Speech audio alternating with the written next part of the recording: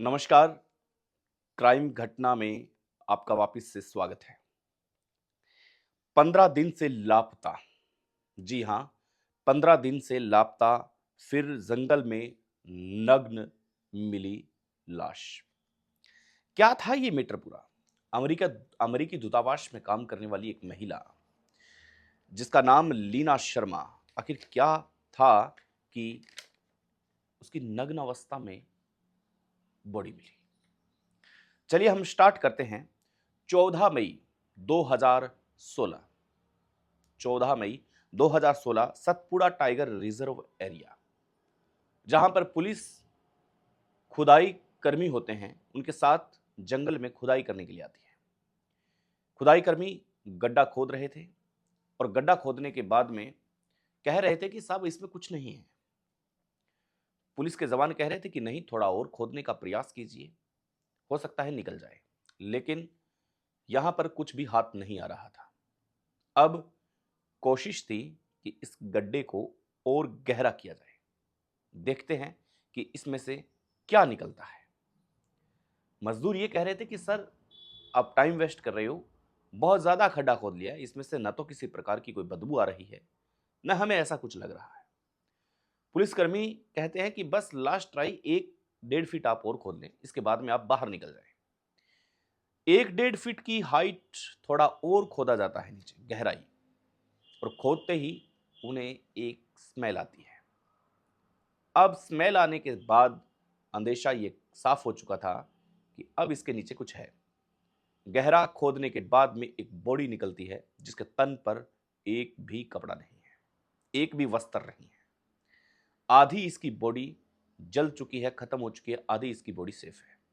क्योंकि इस बॉडी को डालने वाले ने बड़ी क्रूरता के साथ यूरिया और नमक का यूज लिया था, ताकि ये बॉडी सड़ जाए, गल जाए और इसके बाद में इस बॉडी को कोई पहचान ना पाए। लेकिन उनकी इतनी अच्छी किस्मत नहीं थी। पुलिस आधी बॉडी को जब्त कर लिया था, बरामद कर लिया था। अब इसके कई सैंपल्स होते हैं, पुलिस की कई कार्रवाई होती है, कई पॉइंट होते हैं। इसके बाद में पुलिस इस तह तक पहुंचती है कि ये बॉडी लीना शर्मा की है। अब लीना शर्मा की पहचान, जो गुमशुदगी रिपोर्ट थी, वो पुलिस के पास पहले थी। गुमशुदगी रिपोर्ट ये थी कि अमेरिकी दूतावास की एक महिला कर्मचारी, जिसके अमेरिकी दूतावास के अंदर महिला है जिसका नाम लीना शर्मा है, वो गुमशुदा हो चुकी है। उसकी गुमशुदगी की रिपोर्ट थी, वो मिल नहीं रही है। पुलिस यहां तक कैसे पहुंची, क्या थी ये कड़ी, इस पर हम चर्चा करते हैं। नर्मदापुरम सोहागपुरा एरिया में सत्येंद्र शर्मा की दो बेटियां थी। सत्येंद्र शर्मा की दो बेटियां, एक हेमा शर्मा और एक लीना शर्मा। हेमा अपनी पढ़ाई करके बेंगलुरु में सेटल हो चुकी थी अपने पति के साथ, और लीना, ये मध्य प्रदेश की घटना है, लीना शर्मा अमेरिकी दूतावास के अंदर अपनी जॉब करती थी, एक अच्छी उसकी सैलरी थी और वो वहां पे सेटल थी। लेकिन अक्सर हेमा और लीना दोनों बहनें गांव में आया करते थे। लीना दिल्ली में सेटल थी, हेमा बेंगलुरु में थी, लेकिन जब भी आते थे तो बेंगलुरु से दिल्ली और दिल्ली से ये अपने गांव जाया करते थे, मध्य प्रदेश। क्योंकि यहां पर इनकी 36 एकड़ जमीन थी। इनकी परिवार की 36 एकड़ जमीन थी, दो ही बेटियां थी। 36 एकड़ जमीन थी, उसको बंटाईदार होते हैं, उनको संभालने के लिए कितनी फसल हुई है, क्या कुछ हुआ है, नुकसान हुआ है खेत में, फायदा हुआ है, इन सभी चीज़ों को देखने के लिए ये दोनों बहनें अक्सर जाया करती थी। अपनी छुट्टियां बिताने के लिए भी ये जाया करती थी। जब ये जाया करती थी तब ये काफ़ी दिन वहाँ बिताया करती थी। इन्हें फुर्सत मिलता था जैसे ही अपने काम से, तो दोनों बहनें काफ़ी वक्त बिताया करती थी। कभी कभी ऐसा भी होता था कि लीना अकेली आती थी और हेमा अकेली आके चली जाती थी, क्योंकि इनकी छुट्टियों का जो मैचिंग था वो साथ नहीं बैठता था। तो ये अकेली भी अपनी ज़मीनों को देखने के लिए आती थी। अब इस 36 एकड़ ज़मीन में नज़र जो थी वो इसके मामा की थी। मामा हमेशा से ये चाहते थे कि भाई ये जो ज़मीन है इन दोनों बेटियों को फ्री में मिली है, क्योंकि अगर बेटा होता तो फिर एक कहावत है कि बेटे की जागीर होती है, लेकिन लड़कियों को अमूमन तौर पर देते नहीं हैं लोग। लेकिन इनकी दो ही बेटियां थी सत्येंद्र शर्मा की, तो इसलिए ये सारी जमीन 36 एकड़ इन दोनों बेटियों के नाम देती थी। अब मामा की नजर थी, मामा ने एक आवंटन के लिए एक फाइल लगा रखी थी। 10 एकड़ जमीन के लिए पटवारी को रिश्वत खिलाई, तहसीलदार को रिश्वत खिलाई, और रिश्वत खिलाने के बाद में इस हद तक पहुंचा जाता है कि अब मामला ठीक है, 10 एकड़ जमीन इसके हक में आ चुकी है। अब बात थी 36 एकड़ में से 10 एकड़ जमीन निकालने की, फेंसिंग की, तारबंदी की। फेंसिंग के टाइम लीना शर्मा वहां आती है। लीना शर्मा मामा से कहती है कि ठीक है मामा, आपने लीगल तरीके से अगर किया है तो हमें किसी बात का कोई दुख नहीं है, आप 10 एकड़ जमीन ये ले सकते हैं।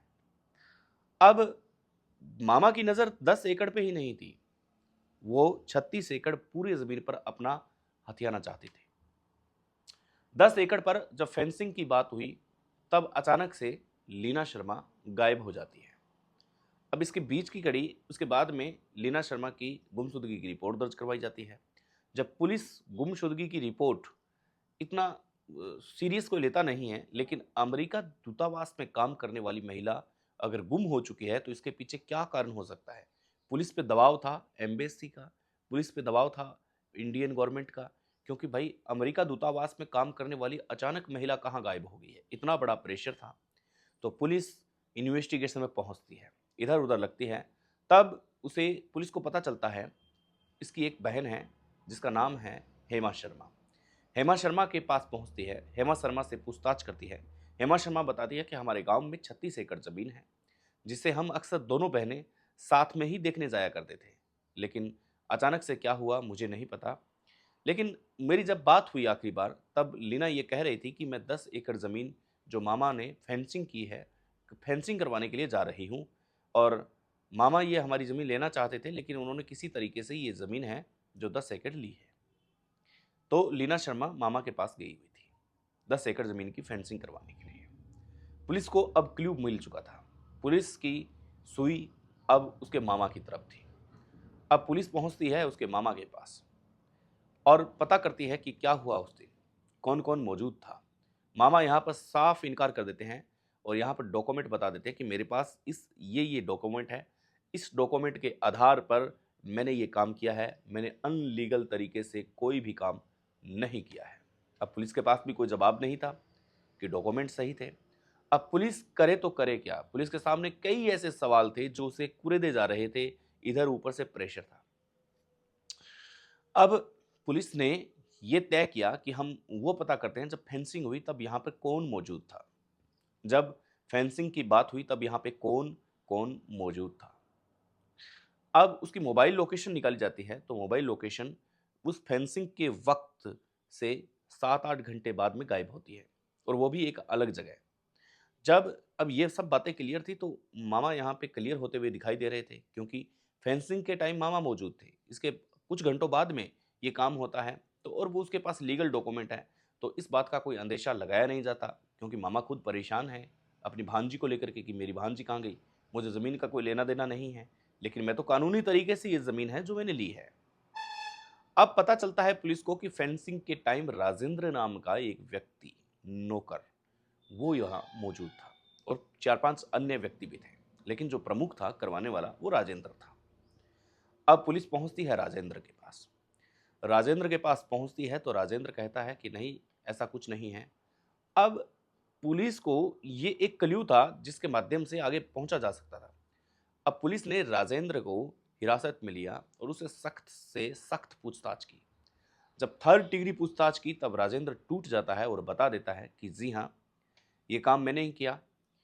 यूरिया और नमक उसके मामा लेके आए, और मामा लाने के बाद में हमें ये बताया गया कि इसके जीवन को छीनो, मार दो इसको, और एक गड्ढे में इसको दफना के यूरिया और नमक डाल के अब मिट्टी दे दो। इसके लिए हमें 4 गुना अधिक पेमेंट की गई थी। अब सब राज उगल चुके थे। अब पुलिस थी मामा की तलाश में। अब मामा कहाँ मिले, मामा गायब थे, लेकिन फिर भी कितना गायब रह सकते हैं पुलिस से। आखिर मामा को पकड़ लिया जाता है। इधर लीना शर्मा की बहन हेमा शर्मा भी आ जाती है। अब 10 एकड़ जमीन की जो लड़ाई है, जो फेंसिंग करवाई है, अब पुलिस फिर मदद करती है हेमा शर्मा की। तहसीलदार के पास, पटवारी के पास पहुंचा जाता है और उस फर्जीवाड़े का भी पर्दाफाश किया जाता है। 10 एकड़ जमीन भी वापस आ जाती है और पूरा हत्या का अनसुलझा सा पहलू जो था वो भी पता लग जाता है कि जमीन के लालच में लीना शर्मा की जो जान थी वो उसके मामा ने ही ली थी और वो जुर्म इकबाल कर चुका था। लेकिन अब जमीन वापस आने से क्या होता है? लीना शर्मा इस जिंदगी से रुखसत कर चुकी थी। इसलिए दोस्तों कहते हैं कि पैसा, जमीन ये रिश्तों में दरार ला सकता है। मस्त रहें, तंदुरुस्त रहें। नई क्राइम कथा के साथ आपके साथ जल्द हाजिर होता हूं। तब तक के लिए नमस्कार। जय हिंद।